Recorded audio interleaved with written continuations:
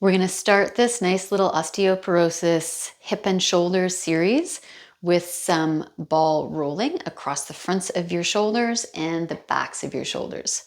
So let's see what that looks like. So you take the ball, whatever size of ball you have, and you want to put it just into the corner underneath your collarbone. Get into the ball, into the wall, and just roll. You're going to do 1 minute to 2 minutes on each side, and you're using as much or as little pressure as feels good for you. So you really don't need to pound into this. You can play around a little bit with arm position. You could bring your arm up onto the wall. You can bring your arm out to the side. That's going to make it more intense. So if this is already quite sensitive, you don't need to mess around with it too much. And then you shift over and you roll the other side. Just let your arm hang down. If you want to change around how that feels, you can bring your arm up. You can come into the goalpost position, out to the side. You could hold still, and instead of rolling, just move your arm around. But again, we're looking for something that's reasonably comfortable and feels like a good massage rather than something that's really awfully painful. And then you come onto the back of your shoulders. And same thing, you lean into the ball as much or as little as feels good for you. And you do 1 or 2 minutes, whatever feels fun, whatever feels rewarding on each side.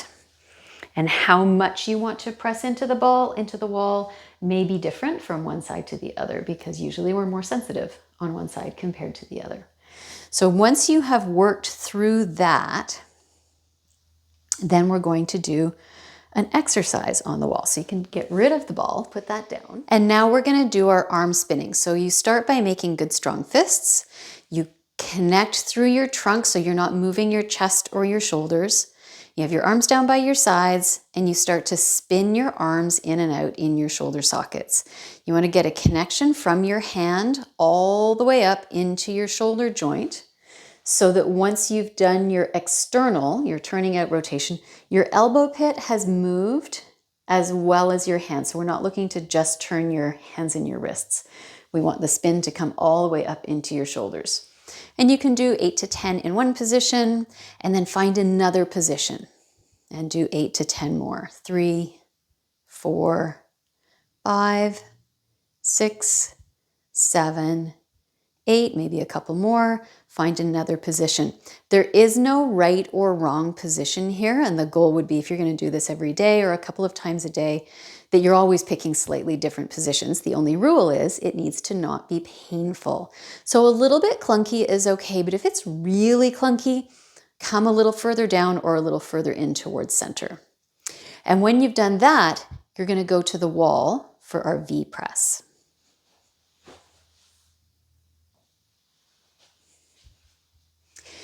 So here, you want to set yourself up so that the center of your sacrum, so the middle of that triangle bone at the back of your pelvis, is centered on the wall.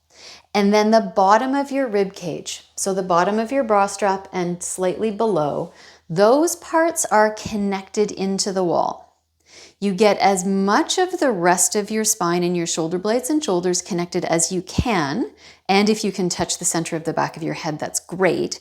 But if you touch your head and your shoulders and that pulls your ribs away from the wall, I would rather that you came into a little bit of a forward curve, and ideally you have your legs reasonably vertical. But if that means you're having to force yourself to be upright, then bring your feet a little farther forward. So up to a foot away from the baseboard. And having got that nicely set, you turn your palms forward and you press your sacrum and your ribs into the wall so you're nice and stable, and then pull your hands, your forearms, your upper arms, and your shoulders into the wall. You'll probably feel your shoulder blades coming together, and that's great, and you hold for somewhere between 3 and 10 seconds depending on your energy. And then you relax, totally relax, wiggle it out, reset. Center of sacrum, bottom of ribs, as much of the rest of your spine as makes sense, as much of your head as makes sense, which might not be on the wall at all. And then pull back and hold 2, 3, 4, maybe 5, maybe 6, maybe 7, maybe 8, maybe 9, maybe 10. And then relax. And again, reset. So set, pelvis, ribs, shoulders, pull back. Fingers long and energetic, arms long and strong, super straight, lots and lots of length through your elbows. Hold as long as makes sense for you, and then relax. Now you're going to come down onto the floor. You can use no weight, you can use hand weights, you can use wristband weights, whatever makes sense for you. When we're dealing with bone density, we want to avoid flexing, so how you come down onto the floor matters. And then reach your arms to the ceiling and deliberately connect your arms into your shoulder sockets. So you're not overreaching towards the ceiling, you're not flopping towards the floor. You're finding that really nice energetic connection from your fingers to your shoulders. Slide your arms out to your sides. Go slowly enough that you can find a working stretch position where your shoulder blades are still nice and wide on your rib cage. They have not pulled in towards each other. And then you pull back up. If you have a shoulder injury, you are going for probably less range and certainly no pain or discomfort. Sensation is okay. We want some feeling. We want that working stretch sensation, but not pain. So, 1 out of 10, 2 out of 10 in terms of discomfort is okay. And a good solid sense of work is fine if you feel that. And you can do anywhere from 6 to 10 of these, depending on, again, your energy and how it's feeling on any particular day.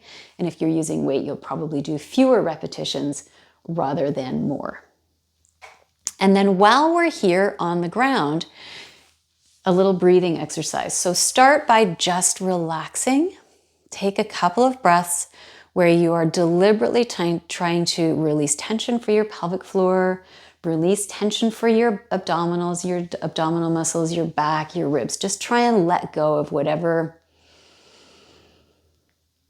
habits and patterns you tend to have, and try to just make sure that you're just breathing. Because we're going to do a deliberate pattern, we want to start from a nice relaxed, no stress choreography. Done that. Wrap your hands around the sides of your ribs. Breathe in through the back and sides of your ribs through your nose. And now keep your ribs as wide open as you can while you breathe out through your mouth. And the goal is to maintain this big width of your ribs and have your lower stomach muscles respond to the exhale as they contract. When you're done with that, you just completely relax. Totally let everything go. Maybe do a little shimmy shimmy on the floor. And then again, breathe in through your nose. Expand your ribs. Keep your ribs deliberately wide as you blow out.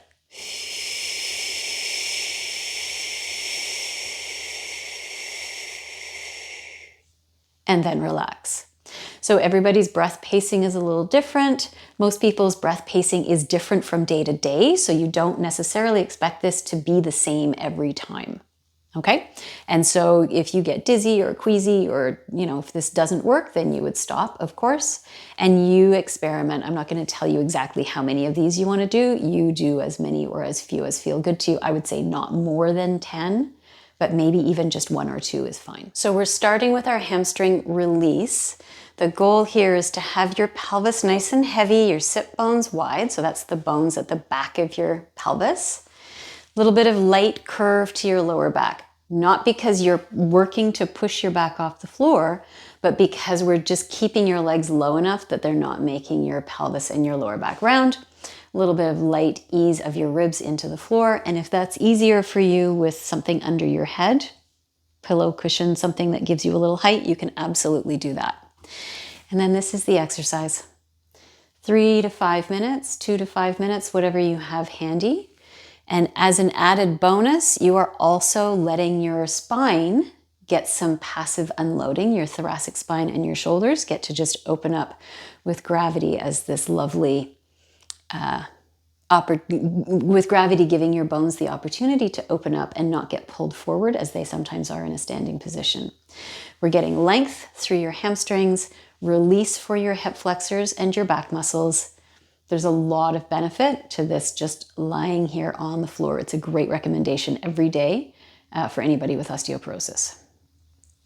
If this stops feeling good for you, You could do a different version, which doesn't do the hamstrings, but it does still do a whole bunch of other stuff, which is to bring your calves. So in this position, you're getting the psoas release, the back release, the unloading through your spine and your ribs, but we're not getting the same hamstring length, but that's okay. This is a perfectly acceptable option. And now we finish with our hamstring stretch, which involves long straight legs, hands really strongly supported, and you're looking for, this is helpful to do in front of a mirror because often what we feel is not actually what our bodies are doing. So you're looking for this slight downward curve of your lower back without fully dumping your ribs. So that's a little bit challenging, to use your abdominal muscles to slightly lift your rib cage without also tucking your lower back and your pelvis. So your sit bones are a good target again here. They're pointing at the wall behind you rather than flexing and tucking down towards the backs of your knees. So that can be a useful idea. But again, a mirror is great. It lets you really see what your body is doing. You want to stay strong and long through your arms, long and strong through your heels, pressing down into the floor. And then we're looking for maybe a 3 or a 4 out of 10 in terms of the stretch through your hamstrings. If you're getting more than that, you can step your legs back, or you can come higher, keep adding more height to your chair. If you're tall, the seat of the chair might not work.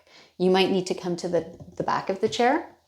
If you are both tall and tight through your hamstrings and your hip muscles, that might work better for you. I'm way too short for that to be useful. And then if you want to add a little motion, you slide your sit bones back towards the wall behind you, and you slide forward. You press back. Notice how as I press back, my spine is not flexing more. I'm trying to keep this whole line through my trunk absolutely the same all the time. And press back. And you can either hold the position or move in the position or alternate from day to day, whichever feels better for you. So give those options a try, see what you think. And then if you want to change it up, let me know.